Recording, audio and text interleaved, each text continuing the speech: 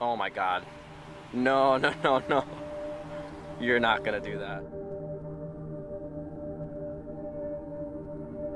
What made you decide you wanted to do beekeeping? Why not? Why not? I got flowers. I got land. When I first thought of it, I thought it was gonna be like set up a beehive, leave it all summer, you're done. Not that easy. You gotta go through them about once a week. So we do have bears, Oh. which is the reason that there's Okay. a fence. And contrary to what most people think, the bears are more interested in the larva Really? than the actual honey. Yeah, Crazy. because the larva is all protein. This is the smoker. Okay, makes the bees more docile. Yeah, so bees communicate in a number of different ways, but one of the big ways is through pheromones. Okay. So when you smoke them, it masks their pheromones.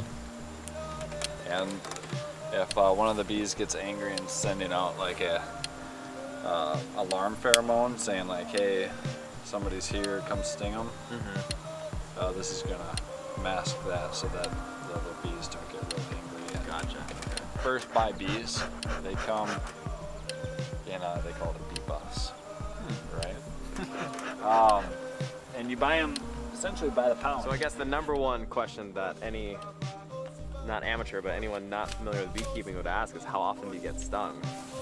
I've been stung twice. Wow. All summer.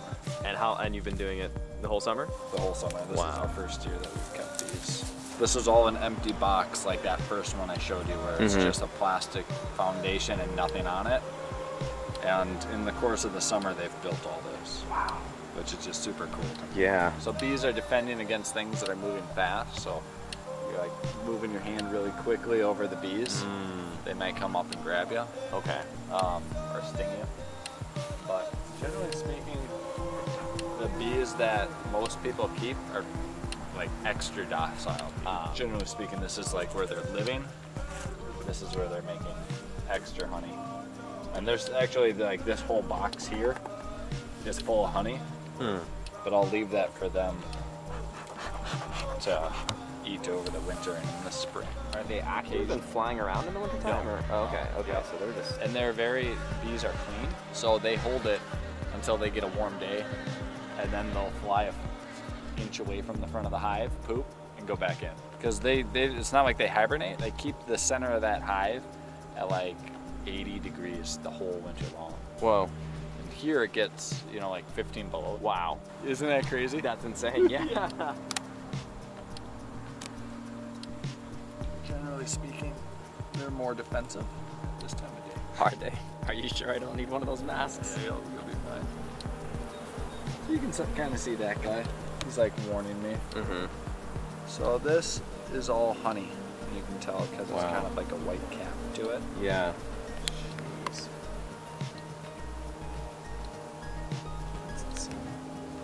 And then this side is honey that they're still working on.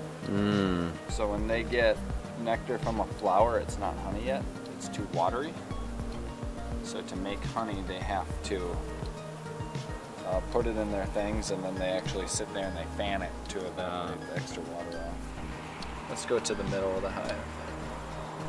I thought it was, the queen was the only female bee, so you're saying that...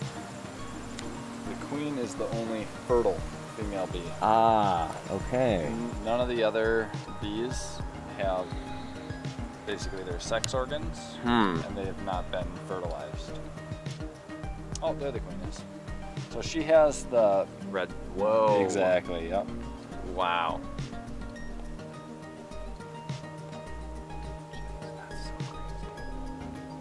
Yeah, so they can... Never seen that in my life. Yeah, isn't that cool?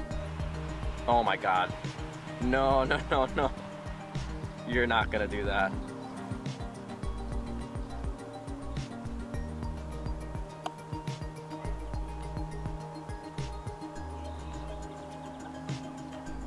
Oh no.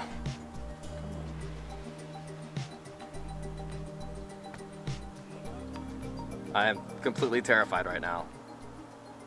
Holy shit. And this frame has a lot of kind of yellow stuff in the cells. That's all pollen packed in there. Ah. So they find flowers somewhere, right? Mm-hmm. And in order to tell everybody else where the flower is, they do this little dance. And what they figured out is the length of the dance, like how long they do the waggle. Mm-hmm. It like tells the other bees how far away it is, so how long do you have to fly. And then the angle of the dance tells them what direction they need to leave the hive. So they get the distance and the direction from the front door. So if they say like, hey, the sun's at this point in the morning, you got to fly this direction for this long. In the afternoon, without leaving the hive, they'll know that they have to change that direction. It's just amazing that they know how to do that. The only time I've been stung is when I accidentally squished them. Oh. Well, I take that back. There's one time I went and grabbed, oh, there you go. Whoa. Oh, right there, that's a bee, a brand new bee. Like dead center in the frame, just a little bit to the right.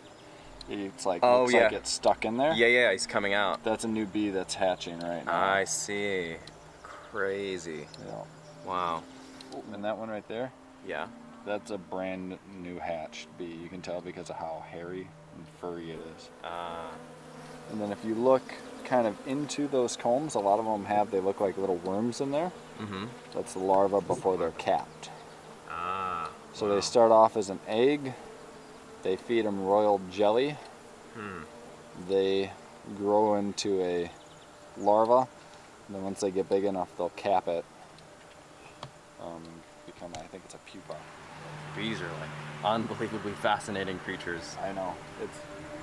I come out here and like just spend hours kind of watching them. And really? Going through the hives. Wow. It's cool to see everything they do. Yeah, Max and Gabe were saying you're a man of many hobbies. It sounds like you're pretty brilliant yourself, so. And I get interested in the thing that I was reading about. Just read about something, and the next thing I know, I'm like... You're in it. Man, thank you, John, for showing me this. This is pretty fantastic. It's the first hive that I've ever seen.